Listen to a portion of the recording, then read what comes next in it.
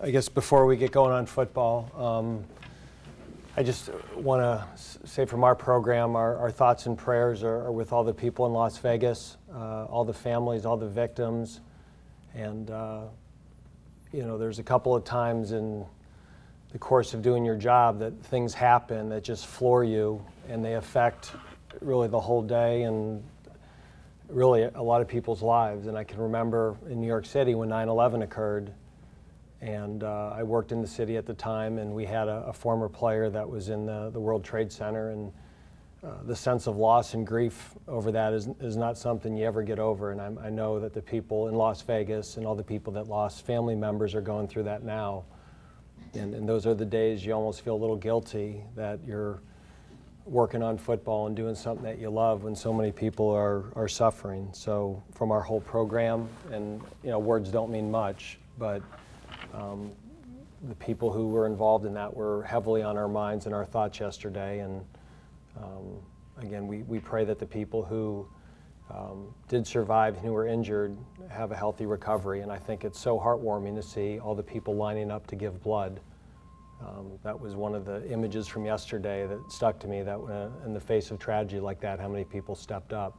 So, again, but that was certainly something yesterday that we reflected on a lot and thought about and continue to today. So, but moving ahead with football, just reflecting on the Florida State game.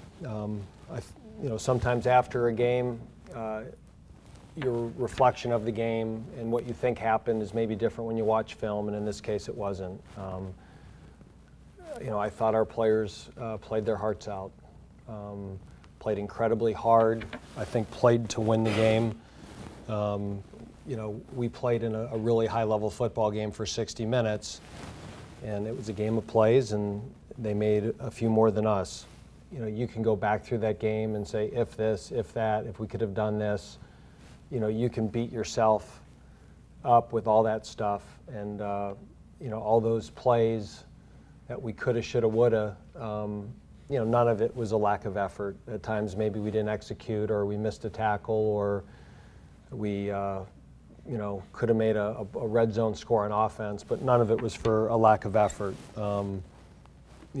Mistakes caught up with us. We'd been great this year at not turning over the football. We had one turnover the whole year going into the game, and that was late in the Presbyterian game. The two turnovers were costly. The one turnover led to a field goal for them. The other turnover we had was inside the 15-yard line. And turnovers coming out or going in are the ones that end up costing you.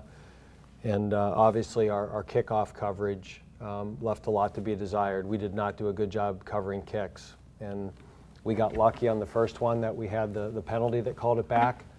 But the second one, it was the same return, and we didn't fit it correctly, and that led to 7 points. So credit Florida State and their special teams and their defense for creating those turnovers, and they made a play when they had to win the game. So moving ahead, I'm not sure in the history of the ACC if anybody has had Florida State and Clemson back-to-back.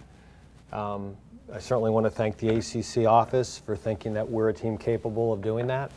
And I would say watching them on film, they're playing as well as any team in the country.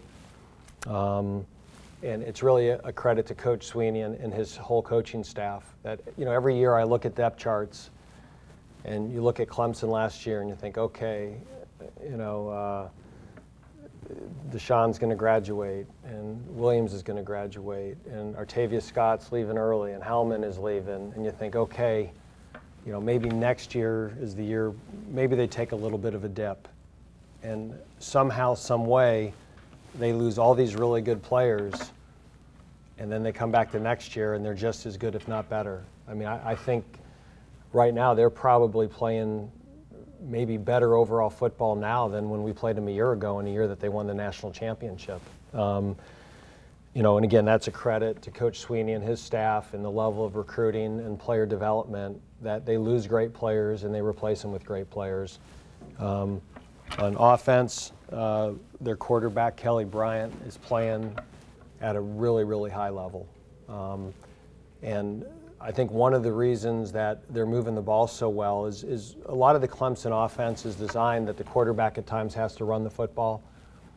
I felt last year with Watson that they were only going to run him when they had to, and they're willing to run Bryant, and he's a very, very good running back. I mean, he has carried the ball more than any tailback in their program, and he's really good. He throws a great deep ball. And he's a really good player, and they're skilled players. Kane, Renfro, Ray McLeod, you know, in terms of a 1, 2, 3 at receiver, that's as good as we'll see all year. And I think the biggest difference with Clemson this year is they've always been good on the O-line. I think this is the best their offensive line has ever played. Their offensive line is playing extremely well. They're really well coached. They're older. You know, guys like Mitch Hyatt, who started as a freshman, you just see every year he gets better, better, better. And their offensive line, to me, in our 4 years of playing them, this is the best offensive line they've had. Really, really impressed with them, how well they play together, how athletic. You know, they knock you off the ball in the run game. They're good pass protectors.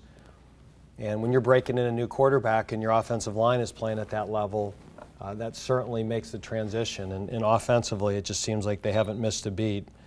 And defensively, it's the same thing. They're very well coached, very well coordinated.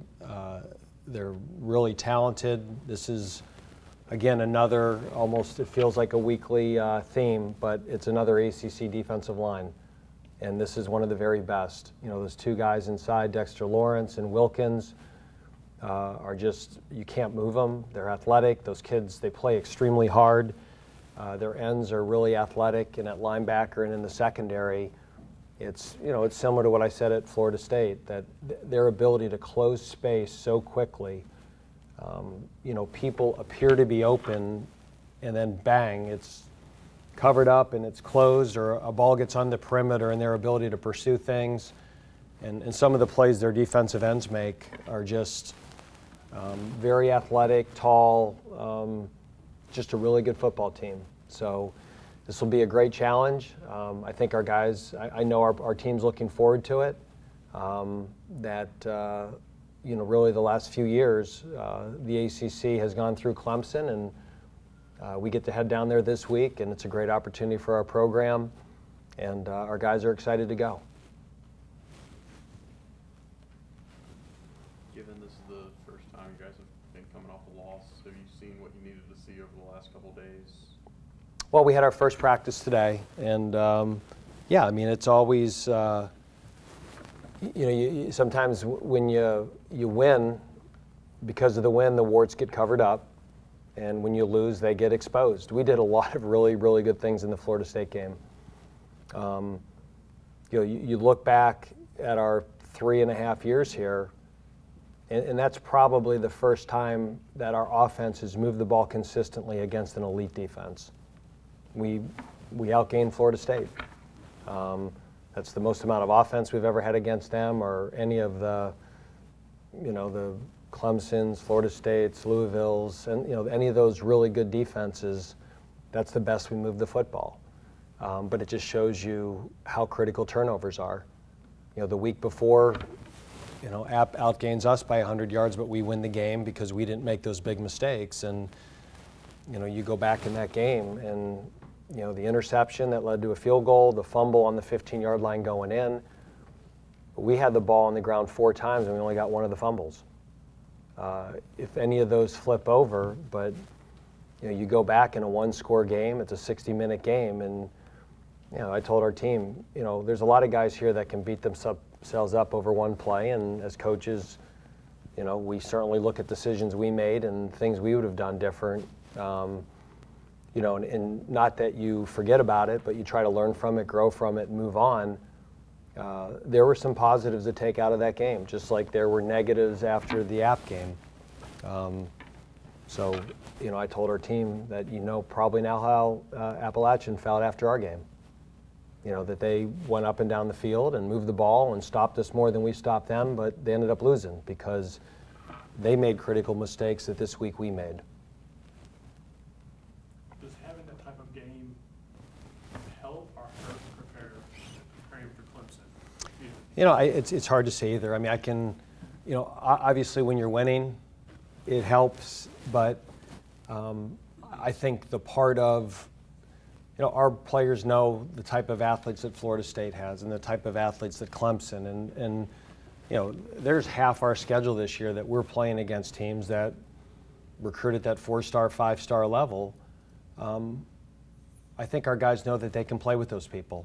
You know, we've been in those games before, but almost in a fluky way. You know, like last year at Louisville, we were in the game, but it was hard. You never felt like we were really going to move the football. That was the first time I felt that we're not only in the game, but we are playing with them.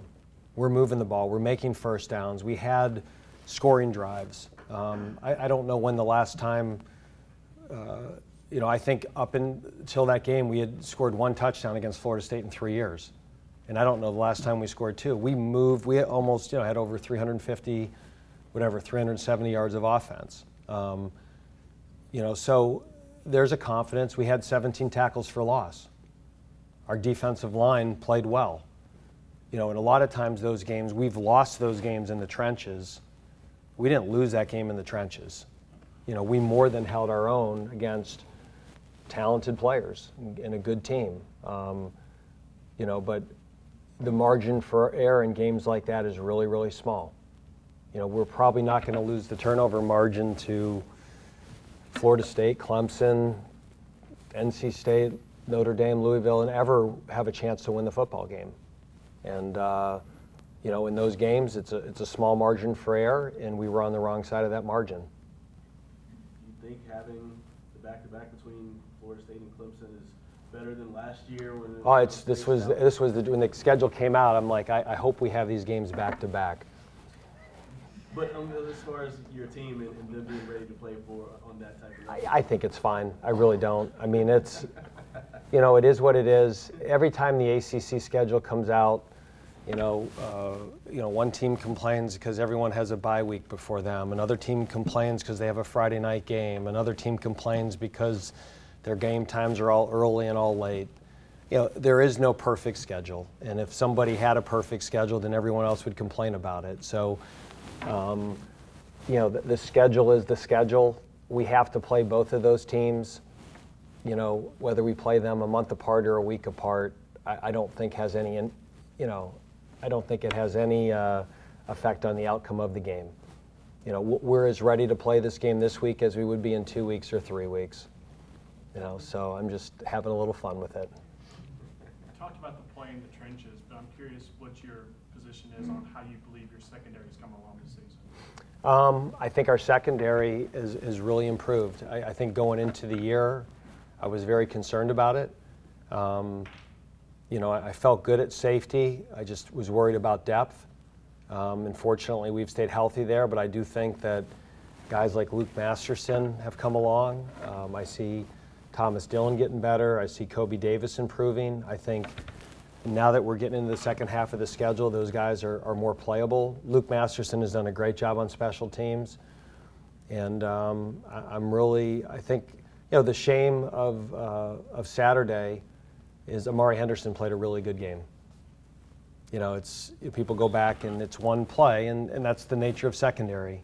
You know, I played secondary in college, and our head coach was the secondary coach. He said, you play the one position that you can grade out 99% and be the reason you don't win the game. And that's the nature of playing back there. But Amari Henderson played well.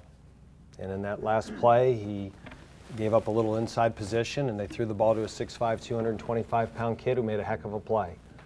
But he competed. He's tackling well. I think Asang Bassey's improving. I think Jasir Taylor is a guy that his stock is up. Every time that he plays, he gets better. And, I mean, Jesse Bates is Jesse Bates.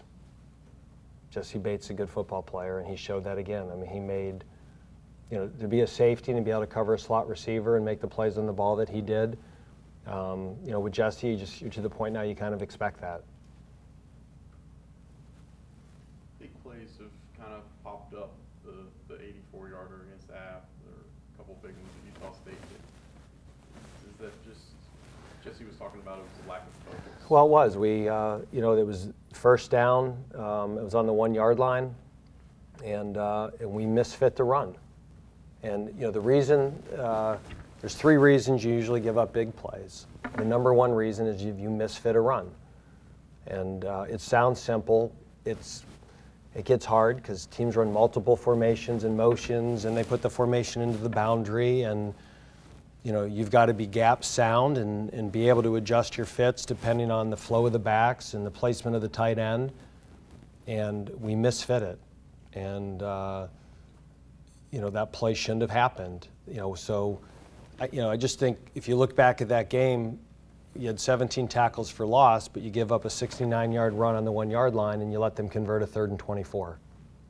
Those aren't the reason. If you're playing good defense, you don't give up those plays. Now, we've played good defense, but those were two huge plays that you just can't give those up.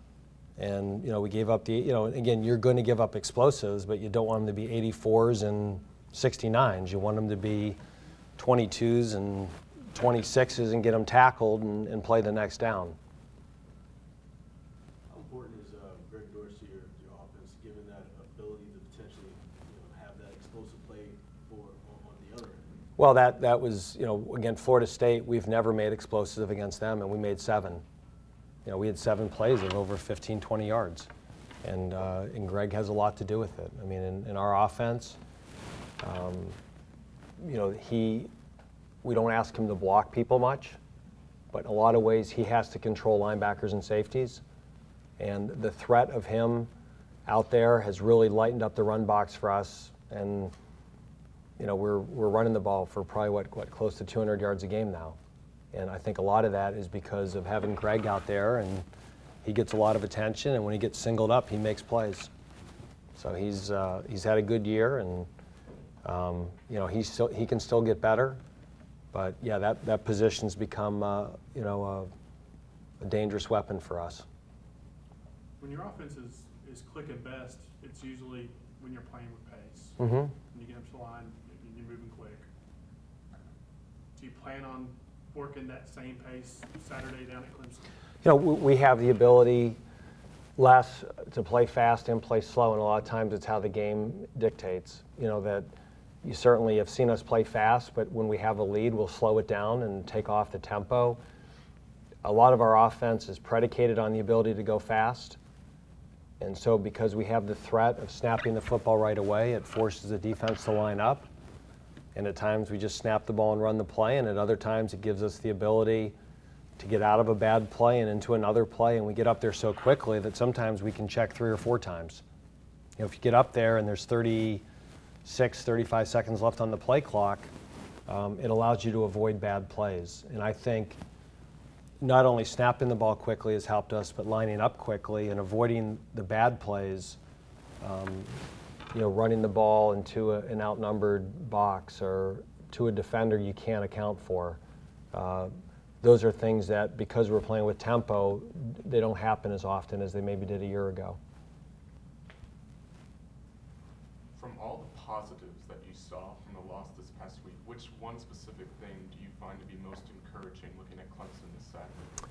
Well, every week's a new week and every game's a new game. I think, I don't want to say there's one positive. I think the 2 positives were on defense, the amount of TFLs we had. That we got pressure on a very big offensive line. And we had, they dropped back 16 times, and we've got 8 hits on the quarterback and sacked him 5 times. And that's a positive. And the other positive, I think, is just our offense's ability to move the football against an elite defense.